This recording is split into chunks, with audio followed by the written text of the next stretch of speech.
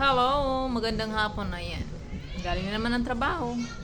Pagka-uwi ng bahay, ito. Ay, Diyos ko po. Hirap talaga magtrabaho, no? Samantala yung kagaya na Cherry White ni Madam Korea ng Hilas.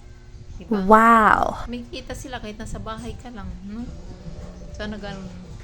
Ilang minuto lang, ilang oras na may kita na sila. Samantala tayo na mga nagtatrabaho, 8 oras.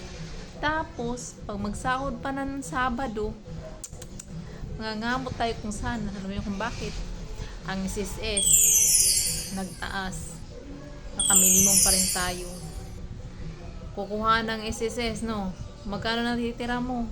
Ang PhilHealth, mataas na. Medicare. Diyos ko po, ano pa?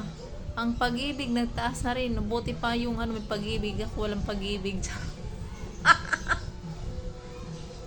Hirap talaga ng buhay. Ay, nako, hindi mo alam kung saan ka pupunta, di ba? Hindi mo alam kung paano ka mag-ano ng kitaan. Kailangan mo talaga kahit single ka. Kailangan mo yung kumita bukod sa malang pagkain, bilihin, upa ng bahay, pambayad ng tubig, lahat na. O, wala talaga natitira. Tama na sila. Mabuti pa sa sa mga nagbo-vlog, di ba?